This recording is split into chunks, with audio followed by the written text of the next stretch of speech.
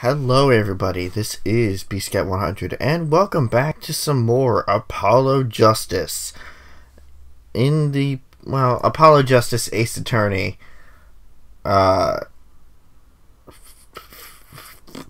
Turnabout Trump, there we go.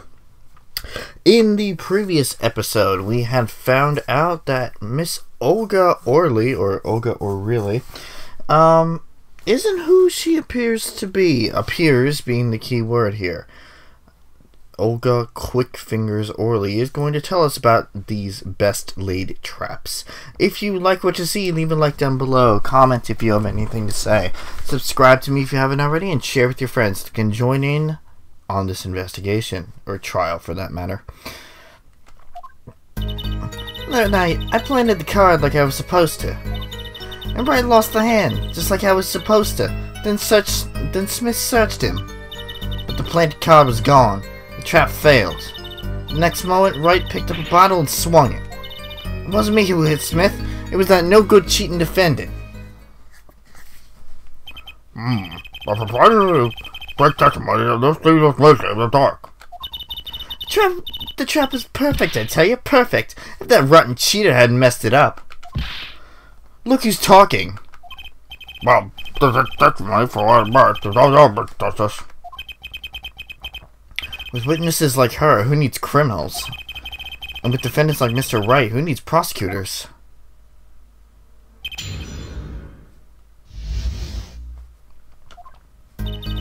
Then I planted the card like I was supposed to. Hold it! This planted card. This planted card. Which card was it exactly? Trump card. The Five of Hearts. Let me guess. Mr. Wright was had to switch the 5 with the 8 to make a full house. At least that's what you were going to accuse him of doing, therefore ruining his logic. I slid into Wright's pocket. When was this? Why, before the match, of course, while he was eating. And at the Borscht Bowl Club, we served borscht and suckers. Maybe never to go there. Of course, the card was to make its grand debut during the game. Like a good borscht, a good plot must be cooked up early and allowed to thicken. And Wright lost a hand, just like he was supposed to. Then Smith searched him. Hold it! Hold it! So everything went according to plan. Exactly. The fifth ace came up, so it's obvious the switch went off without a hitch. Once the extra card was found in his pocket, Wright would be forever known as a cheat and a fraud. It worked into bleeding now, I suppose. Tell us what happened with the search. The planted card was gone. The trap failed. Hold it!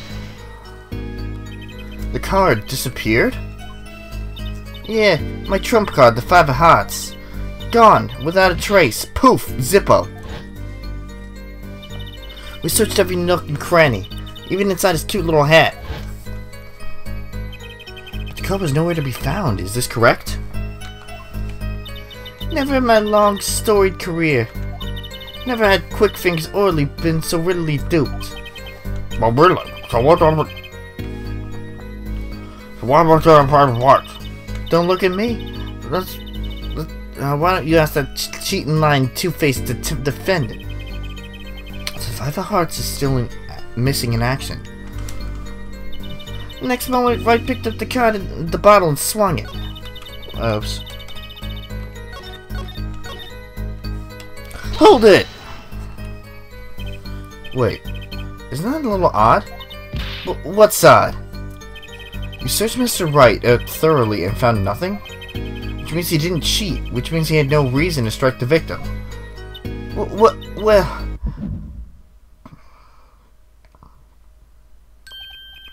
What was that just now? I sensed something.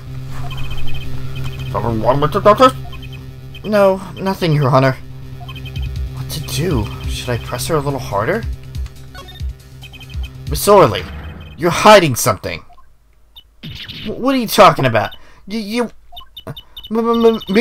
Quickfingers Orley? I did something.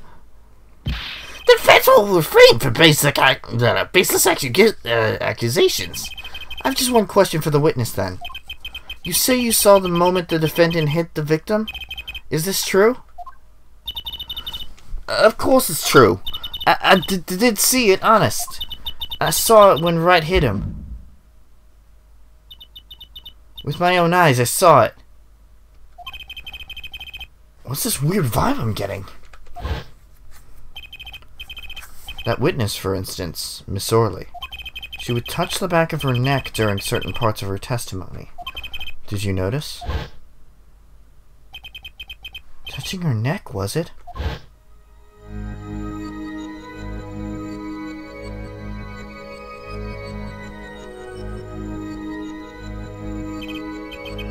Whoa, what's going on? The sensation. It's coming into focus. There, that twitch. It's so clear. It's like I could perceive her habit like I couldn't before. Gotcha.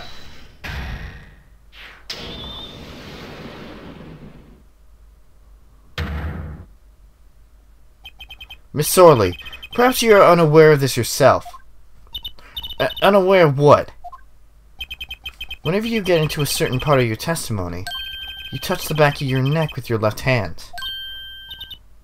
My neck? So what? What indeed? Sorry. What indeed, Justice? I hadn't noticed anything of the sort. When she says a part of the testimony, she's subconsciously recalling something. Her body reacts to the memory and she touches her neck. I'm sure of it.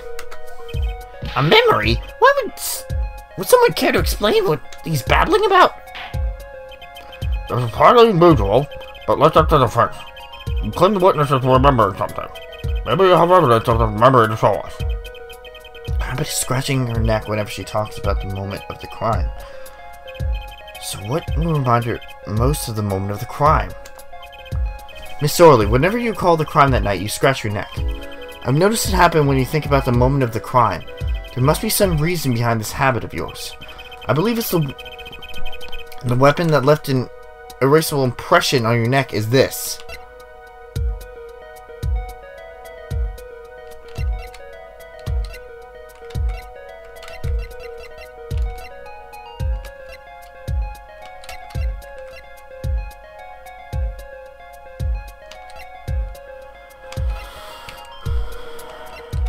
I mean, there's only one weapon.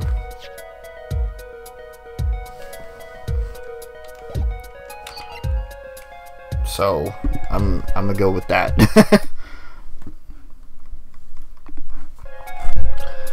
Take that! Whenever she talks about the moment of the crime, she touches her neck.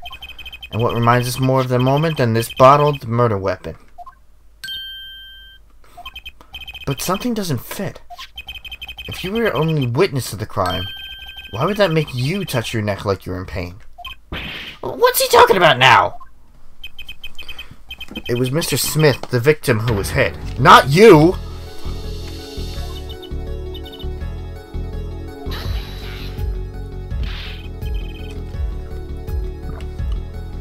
Sorry. Some cross-examination, not a cross-wild conjecture! The witness's habits? They're completely irrelevant! Justice, I'll admit I'm a bit confused myself.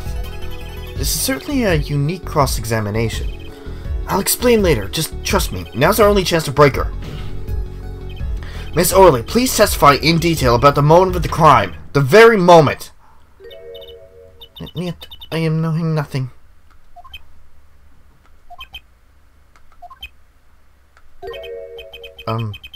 We know you're not Russian. We'll testify, please. Now! Fine. He's the one who did it. I didn't let him out of my sight until the cops got there. Hold it! You seem uneasy. You try sitting up here. Your eyes are darting all over the place. I must be getting warm. Tell me, after the crime, what was the defendant like? Well, he must have been stunned by the weight of his crime. He sat in a daze at that table until the cops came. Intriguing. I believe you've gotten all the testimony you're going to get out of this witness. So what do you think about her testimony? I'll tell you what I think. Her testimony is flawed. It's basically bogus. It contradicts the evidence. Well, what's that? Well, Dr. Everett, Mr. Justice, whatever you claim contradicts the testimony. She didn't let him out of her sight until the cops got there. I know there's some evidence that contradicts that. Take that! Miss Orley! This is a weird voice. Miss Orley, we have a record here that clearly contradicts what you said. It states that the police were alerted by a report from the defendant. And we know that the defendant left the room, climbed the stairs, and made that phone call from the first floor of the Borscht Bowl Club. Gah! So explain how you kept your eyes on the defendant when he had left the room entirely.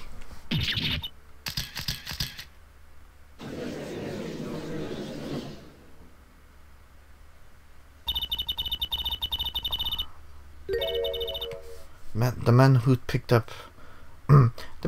up a bottle and swung it that night wasn't the defendant.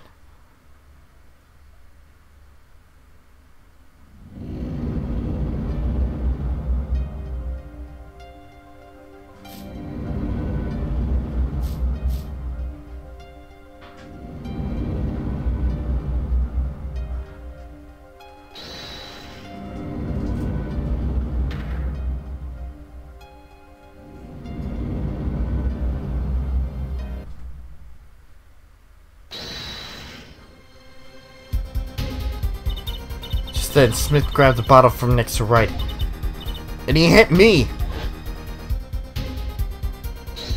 You, some master cheating you turned out to be.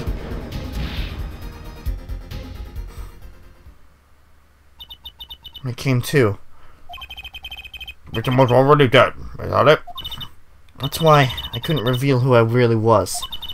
If it came out that I was in league with Smith, I'd be a suspect for sure. Well, where's the leave us? But madness! This is total madness! I'm dreaming! Must have been me who was hit with the bottle, and I'm imagining all this. A prison prosecution is out of what's at, and frankly, I can't blame him. Mr. Gavin, what do you think about this turn of events? Mr. Gavin? Sir? I believe that, as the defense in this case, we are compelled to call Miss Orley a big fat liar. What? 3 were in the room that night of the murder. The defendant, the victim, and her. And she has a motive. A motive? The plot failed. The witness got into an argument with their client, Mr. Smith. And the denouncement of that argument was murder. What? I'm no killer. It was a trap. Someone trying to frame me.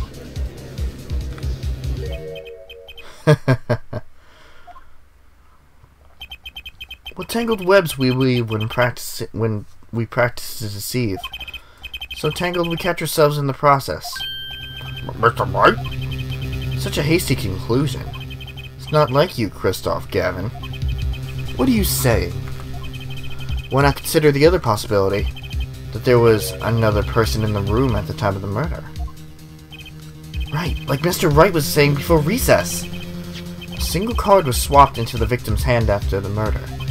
And the one who swapped the card didn't know two colors of cards were being used. A fourth person.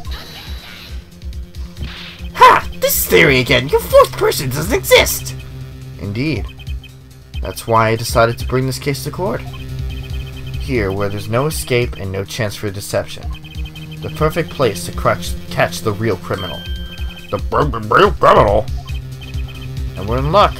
Clue to the real criminal's identity was kindly provided for us. And right at the beginning of the trial, no less. What? Apollo, perhaps you know what I'm talking about? Sorry. Remember what I said. The fourth person who swapped the cards made one critical error. He or she wasn't considering the color on the back of the cards. Right. But how could such an obvious mistake occur? Cards used for the last game were red. Yet there is one person here, in our court, You thought these cards were blue. Yeah, I had that impression too, but why? Well, Apollo, think you can figure out who it was? It's not me, I swear! Who's the first person? It was get put on the spot like this. Let's see what the defense has to say. Who was it? You thought the cards used in the final game were blue. Well, he knew. Payne knew. Smith knew. And Olga knew. That only leaves one other person. Take that! As I expected. Your eyes and ears are sharp as your hair. I was right? Christoph Gavin, you were the fourth person that night. But of course Mr. Gavin knows the color of the cards. How would he? As you can see, the photo of the crime scene is black and white. You can't tell which of the cards are blue, with the one on the floor or one on the table. But look! You can see the colors in this photo. Yes, but when he said the cards were blue, it was well before this evidence came to light. It's true the defendant was engaged in a game of poker with the victim. And it was only that, a game, in the purest sense. A competition, Your Honor. A competition? Yes, a test of wits, a silent clash of passions. Only the cards are back wreathed in blue flame know its final outcome. Well, Christoph? Mr. Gavin? Mr. Gavin, is something the matter? No, nothing. Excuse me, I was just so sudden. Right? You weren't seriously accusing me, are you? Oh, Christoph? You know, even I'd never take a joke this far. It's gotten far beyond ridiculous, beyond dumb. This is insanity. The Finn's accusing his own defense attorney of murder. I assure you, I'm quite sane. What possible connection could Mr. Gavin have to the victim? I wasn't aware that I had a connection with Mr. Smith either. Yes, but Mr. Gavin and the victim had never even met. Well, what if they have? Huh? There is a possibility, after all. They may have met that night, before the game started. What are you suspecting? Is this the truth Mr. Wright was saying silently about? Only one thing to do. Mr. Wright, the defense would like you to request that you testify to the... The defense would like to request no such thing. Mr. Gavin? This must relate to the case. How could anything happening before that game of poker be related? I'm not sure if I follow, Mr. Gavin. As I explained before, the defense believes that Miss Orley... I might assume you speak for Mr. Justice in this. He's the full fact, not you. So that's it. The matter of Mr. Wright's testimony is up to you. Oh, okay. The court, in your opinion, need to hear Mr. Wright's testimony. This was Mr. Wright's strategy. He was planning this all along. And I intend to see it through. The defense would like to request that Mr. Wright testify to the court. ep.3, Justice? Would you betray me, your teacher? Sorry, Mr. Gavin. This isn't about loyalty. This is about the truth. Very well. The defendant, Mr. Wright, will take the stand, please. Appetite before murder. That evening, Christoph and I had dinner. We sat at the table in this photograph. Shady Smith walked in 5 minutes after Christoph left. When the trap failed, Smith hit the waitress. The girl was knocked out cold and Smith was uncontrollable. I left to call the police. When I returned, he was dead, blood streaming from a cut on his forehead. That was when I made another phone call to defense attorney Gavin. Mr. Gavin, you were at the Port Ball Club that night of the murder? I dine with him rather frequently. And he talked to the defendant on the phone directly after the murder? Quite against my will, I had become involved in a murder. Thought I might be in need of a lawyer, so I called him. You were planning this all along, weren't you, Wright? Just because you wanted to drag me into your little murder trial. The only thing I want is the truth. As I did back then, and now. Thought my office was doing you a favor when we took on your defense. It appears that I was wrong. Well, the defense may cross-examine me the witness. Justice? Sir? He's lying and you're going to expose him. Understood, sir. Mr. Gavin, Mr. Wright, this can't end well. Could I have a normal trial?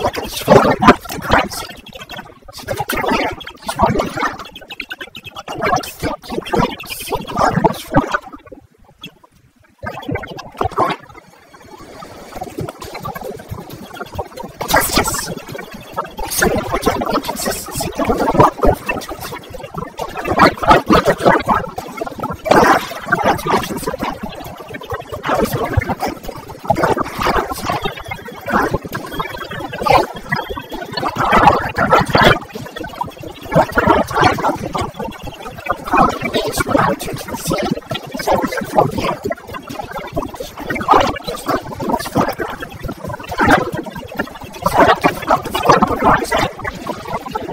Why'd you do a thing like that? I'm saying this, I'm sorry. That's the only thing I tried to correct. So I can see it. It gave the victims a nice head. I think not. She was not quite.